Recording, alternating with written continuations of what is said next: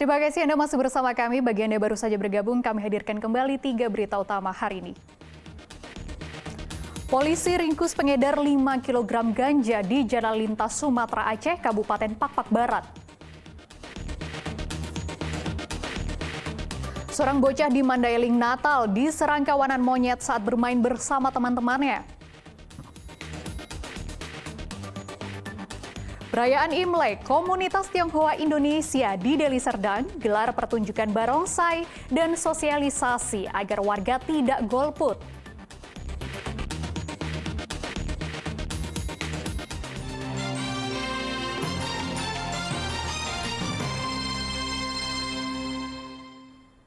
Total 5 kg ganja disita dari 4 tersangka bandar dan kurir ganja di Jalan Lintas Sumatera Aceh, Kabupaten Pakpak Barat. Terungkapnya jaringan bandar dan kurir ganja ini berawal dari kecurigaan polisi terhadap tersangka yang mengendarai motor bodong. Polisi meringkus pengedar dan menemukan barang bukti ganja di Jalan Lintas Sumatera Aceh, Dusun Sibande, Desa Kutameria, Kecamatan Sitelutali, Pakpak Barat pada Minggu dini hari. Namun tidak berhenti di sini, pengembangan dilakukan hingga ke Kutacane, Aceh Tenggara. Awalnya personel polisi curiga pada 3 tersangka yang mengendarai 2 motor bodong yang ternyata hasil curian.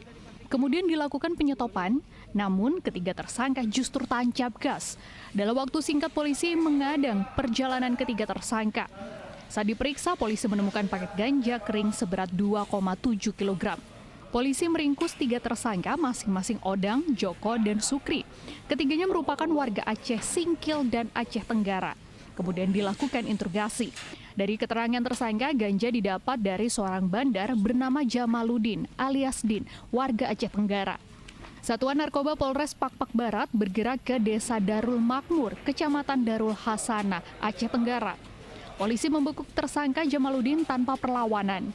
Dan dari sini polisi kembali menemukan 2,9 kg ganja. Total terdapat 5 kg ganja yang didapat dari keempat tersangka.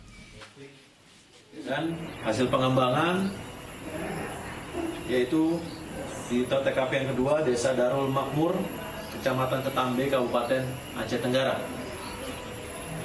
Berhasil kami amankan ada 4 tersangka, inisial Odang, Joko, Sukri, dan satu lagi Jamaluddin. Para tersangka dikenakan pasal tentang narkotika dengan ancaman hukuman seumur hidup. Tuti Alewe Lubis melaporkan dari Pakpak Barat. Seorang bocah di Mandailing Natal harus menjalani operasi dan mendapat puluhan jahitan di punggungnya setelah diserang kawanan monyet. Berikut informasi selengkapnya.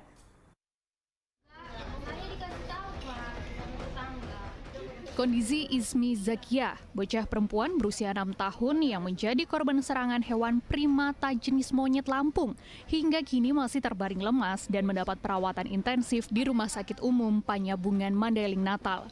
Anak dari pasangan Rahmat Safi'i dan Maisaro ini harus menjalani operasi dan mendapat puluhan jahitan di bagian belakang tubuhnya setelah diserang dan digigit beruk atau monyet liar di dekat rumahnya di kawasan Komplek Perumahan Pinago, Desa Pidoli Lombang, Kecamatan Manyabungan, Mandailing Natal pada Sabtu sore kemarin. Awal kejadian, korban sedang bermain bersama teman-teman seusianya. Tiba-tiba diserang dan digigit kawanan monyet liar. Namun korban berhasil selamat setelah warga yang merupakan tetangganya berhasil mengusir kawanan monyet liar tersebut.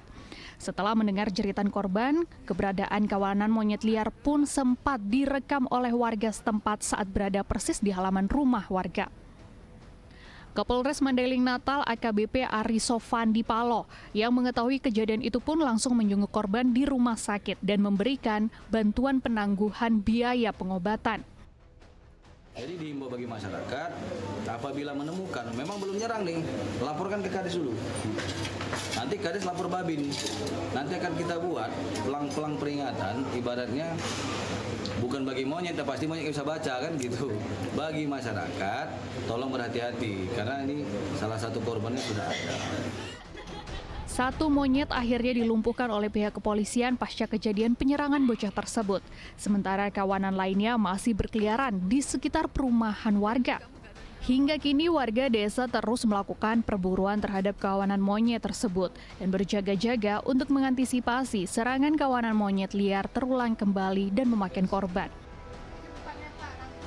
Yana Asmara melaporkan dari Kabupaten Mandailing, Natal.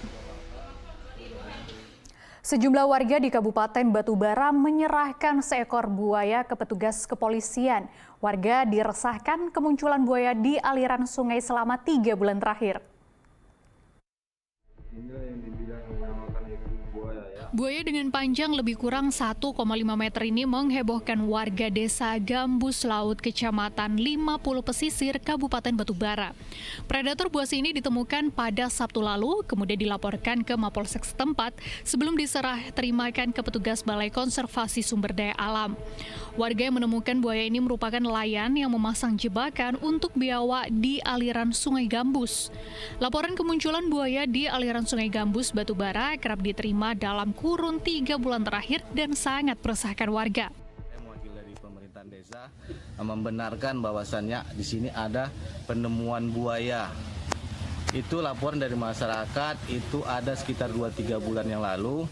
Cuman kita baru menangkap kemarin, dapat sekitar 1,5 meter.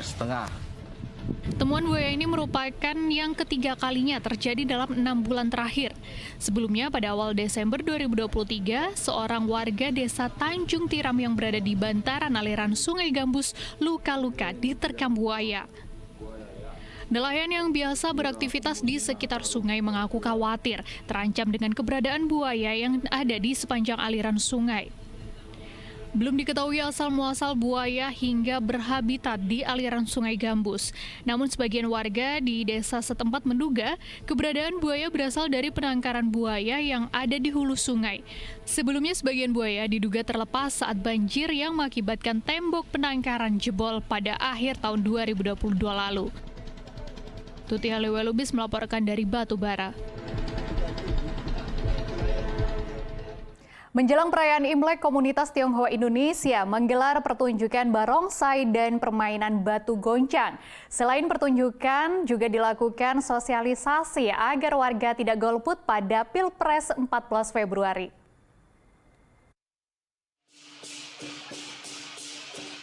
Pertunjukan barongsai digelar komunitas Tionghoa Indonesia di Desa Batangkuis Pekan, Kecamatan Batangkuis, Kabupaten Deli Serdang. Selain menyambut Tahun Baru Imlek, komunitas Tionghoa ini juga menyuarakan kepada warga agar tidak golput pada gelaran pemilihan umum 14 Februari 2024 mendatang. Setelah pertunjukan barongsai, kegiatan dilanjutkan dengan permainan batu goncang. Ada berbagai macam hadiah yang telah disiapkan panitia seperti sepeda listrik, TV, kulkas, dan tempat tidur. Warga pun terlihat senang mengikuti kegiatan ini, baik warga Tionghoa maupun non-Tionghoa, berkumpul menjadi satu sebagai lambang persatuan dan kesatuan antara suku dan budaya di Indonesia. Kegiatan ini dimaksudkan menyatukan warga Tionghoa dan non-Tionghoa untuk mengajak mereka agar tidak golput dan datang ke TPS pada gelaran pemilu 14 Februari nanti. Kita mengadakan acara batu goncang buat masyarakat, khususnya Kecamatan Batangkuis yang meliputi 11 desa. Jadi sekaligus kita mendeklarasikan Prabowo Gibran untuk Pilpres nanti agar tidak untuk masyarakat itu tidak golput dan datang ke TPS untuk memberikan suaranya. Oke, rangkaian kegiatan dari awal tadi apa aja kok? Kegiatannya tadi ada atraksi barongsai dan ada hiburan juga dan yang terakhir batu goncang. Diharapkan warga bisa semakin kompak dan tidak golput, serta tidak terjadi perpecahan meski berbeda pilihan. Muhammad Hamdani melaporkan dari Kabupaten Deli Serdang.